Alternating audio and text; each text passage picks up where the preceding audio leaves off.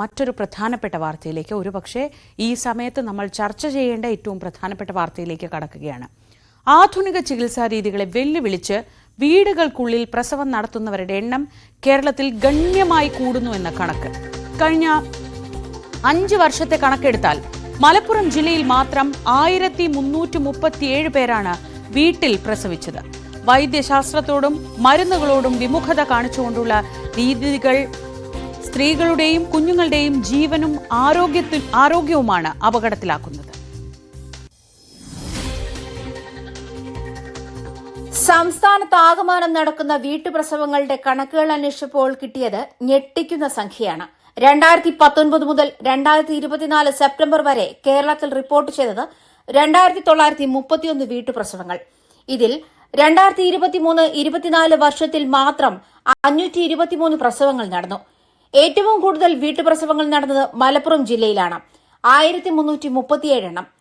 വിവരാവകാശ രേഖകൾ പ്രകാരം 2019-20 467 പ്രസവങ്ങളും 2020-21 576, 2021-22 586, 2022-23 579, 2023-24 523, 2024 ഏപ്രിൽ മുതൽ സെപ്റ്റംബർ വരെ 200 എന്നിങ്ങനെയാണ് വീട്ടുപ്രസവങ്ങളുടെ കണക്കുകൾ. ഏറ്റവും കുറവ് കോട്ടയം ജില്ലയിലാണ്, 42 എണ്ണം.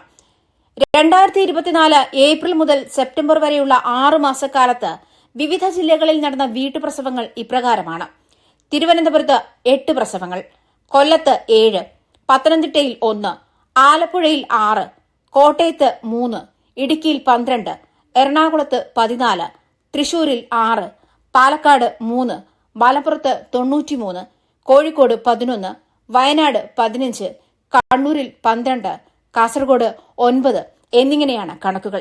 ഇത്തരം പ്രസവങ്ങൾ അമ്മയ്ക്കും കുഞ്ഞിനും ഒരുപോലെ അപകടകരമാണെങ്കിലും ആരോഗ്യവകുപ്പ് നടത്തിവരുന്ന ബോധവൽക്കരണങ്ങൾ ഫലം ചെയ്യുന്നില്ലെന്നാണ് ഈ കണക്കുകൾ വ്യക്തമാക്കുന്നത്.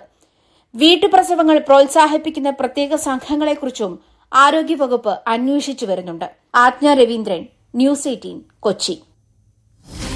വിശദാംശങ്ങൾ ആജ്ഞ തന്നെ നൽകും. ആജ്ഞ, നമ്മൾ ആരോഗ്യ കേരളം എന്നൊക്കെ വലിയ അഭിമാനം കൊള്ളുമ്പോഴാണ് ഈ തരത്തിലുള്ള ചില കണക്കുകൾ നമുക്ക് മുന്നിലേക്ക് വരുന്നത്.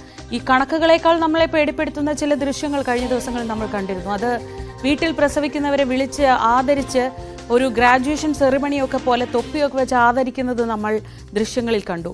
അതിന് പിന്നാലെയാണ് ഒരു 35 വയസ്സുള്ള സ്ത്രീ 5 കുഞ്ഞുങ്ങളെ അനാഥമാക്കിക്കൊണ്ട് ഒരു അമ്മയുടെ മരണം നമ്മൾ കേൾക്കുന്നത്. ഇതൊക്കെ നടക്കുമ്പോഴും ഒരു വശത്ത് ആരോഗ്യവകുപ്പ് കൃത്യമായ ബോധവൽക്കരണം നടത്തുന്നുണ്ട്. അപ്പോൾ നമ്മൾ മനസ്സിലാക്കേണ്ടത് ഇതൊന്നും വേണ്ട ഇടത്തേക്ക് എത്തുന്നില്ല, അല്ലെങ്കിൽ ഇതിനെയൊക്കെ അവഗണിച്ചുകൊണ്ട് ഇത്തരത്തിൽ വീട്ടിൽ പ്രസവം നടത്തുന്നത് അത് ആഘോഷമാക്കുന്ന മറ്റൊരു സംവിധാനം ഇവിടെ കേരളത്തിൽ നിലവിലുണ്ട് എന്നതല്ലേ? സുജ സൂചിപ്പിച്ചതുപോലെ തന്നെ ഇത്തരത്തിലുള്ള ഇത് പുറത്തു വന്ന ഒരു കാര്യം മാത്രമാണ് കഴിഞ്ഞ ദിവസം ഈ പെരുമ്പാവൂരിലെ ആത്മഹത്യ സംഭവിച്ചത്. പക്ഷെ ഞെട്ടിക്കുന്ന കണക്കാണ് നമുക്ക് വിവരാവകാശ രേഖ പ്രകാരം ലഭിച്ചിരിക്കുന്നത്. ശബ്ദം വ്യക്തമാവുന്നില്ല, ഒന്നുകൂടി ഫോൺ ഒന്ന് ശരിയാക്കി ഒന്ന് സംസാരിക്കാമോ?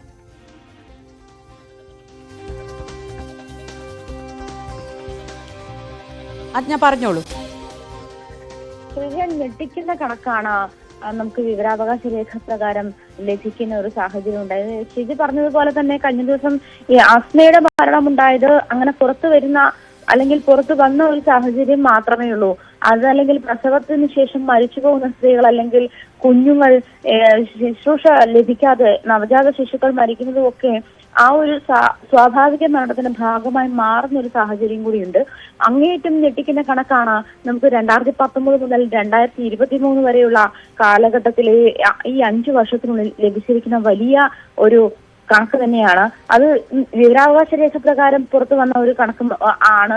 മാത്രമല്ല പ്രത്യേകം ശ്രദ്ധിക്കേണ്ട ഒരു കാര്യം, ഇത് മലപ്പുറം ജില്ലയിലാണ് ഏറ്റവും കൂടുതൽ ഇത്തരം ജനനങ്ങൾ നടക്കുന്നത് എന്നുള്ളതാണ്. 2900 അതായത് 3000-നടുത്ത് പ്രസവങ്ങളാണ് ഈ ഒരു 5 വർഷത്തിനുള്ളിൽ മലപ്പുറം ജില്ലയിൽ മാത്രം നടന്നിട്ടുള്ളത്. 1334 പ്രസവങ്ങളാണ് മലപ്പുറം ജില്ലയിൽ മാത്രം ഈ 5 വർഷത്തിനുള്ളിൽ നടന്നിട്ടുള്ളത്. മൊത്തം സംസ്ഥാനത്താകെ 2931 വീട്ടുപ്രസവങ്ങൾ നടന്നിട്ടുണ്ട്. ഇതില് ഈ 2023-24 അതായത് ഏറ്റവും അവസാനം പറയുന്ന വർഷങ്ങളിൽ മാത്രം 523 പ്രസവം നടന്നിട്ടുണ്ട്. ഇതില് മാത്രമല്ല നമ്മൾ ഈ കണക്ക് പറയുമ്പോഴും എപ്പോ കണക്കെടുക്കുമ്പോഴും മലപ്പുറം ജില്ലയുടെ ഈ പ്രസവ തോത്, വീട്ടുപ്രസവ തോത് വളരെ ഏറി നിൽക്കുന്നു എന്നുള്ളതാണ് ഞെട്ടിക്കുന്ന വിവരം. ഈ 2024 മുതൽ ഈ കഴിഞ്ഞ സെപ്റ്റംബർ വരെയുള്ള, അതായത് 2024 ഏപ്രിൽ മുതൽ സെപ്റ്റംബർ വരെയുള്ള കണക്കിലും 93 പ്രസവങ്ങളാണ് മലപ്പുറം ജില്ലയിൽ മാത്രം നടന്നിട്ടുള്ളത്. ഇത് കേരളത്തിലെ എല്ലാ ജില്ലകളിലും ഈ രീതിയിലുള്ള വീട്ടുപ്രസവങ്ങൾ നടക്കുന്നുണ്ട്. വീട്ടുപ്രസവങ്ങളെ പ്രോത്സാഹിപ്പിക്കുന്ന, കഴിഞ്ഞ ദിവസം നമ്മൾ കണ്ടതുപോലെ കോൺവെക്കേഷൻ സംഘടിപ്പിക്കുന്നത് പോലെയാണ് ഇത്തരത്തിലുള്ള അമ്മമാരെ ആദരിക്കുന്നത്. അങ്ങനെയാണ് ഇത് കണ്ടില്ലേ, ഇത് പിന്തുടരേണ്ടുന്ന ഒരു മാതൃകയാണ്. അതല്ലെങ്കിൽ ഇത് നമുക്ക് എന്താ പറഞ്ഞ അംഗീകരിക്കേണ്ടുന്ന അല്ലെങ്കിൽ അഭിനന്ദിക്കേണ്ടുന്ന ഒരു മാതൃകയാണ് എന്നുള്ള തരത്തിലാണ് ഇതിനെ പ്രൊമോട്ട് ചെയ്യുന്നത്. അങ്ങനെയാണ് ഈ ഏറെ ആളുകളും ാണ് ഈ പ്രസവം എടുക്കാനായാലും അല്ലെങ്കിൽ തുടർ ചികിത്സയ്ക്കായാലും ഒക്കെ ഉപയോഗിക്കുന്നത് എന്നുള്ളതാണ്. കാരണം ഈ അസ്മയുടെ കാര്യത്തിൽ തന്നെ നമുക്കറിയാം, അക്യൂപഞ്ചർ രീതിയാണ്. ഈ 3 പ്രസവം ആശുപത്രിയിലാക്കിയ ശേഷമാണ് ഇദ്ദേഹം മതപ്രഭാഷകനാകുന്നത്, അസ്മയുടെ ഭർത്താവ് മതപ്രഭാഷകനാകുന്നത്. അതിനുശേഷം പിന്നീട് ഉള്ള 2 പ്രസവങ്ങളും വീട്ടിലാക്കുന്നു. കഴിഞ്ഞ തവണത്തെ പ്രസവം ചെയ്തപ്പോൾ വീട്ടിൽ തന്നെ പ്രസവിച്ചപ്പോൾ പ്രത്യേകിച്ച് ഒന്നും ഉണ്ടായില്ല, പ്രത്യേകിച്ച് ആരോഗ്യ പ്രശ്നങ്ങളൊന്നും ഉണ്ടായില്ല എന്ന് പറയുന്നു.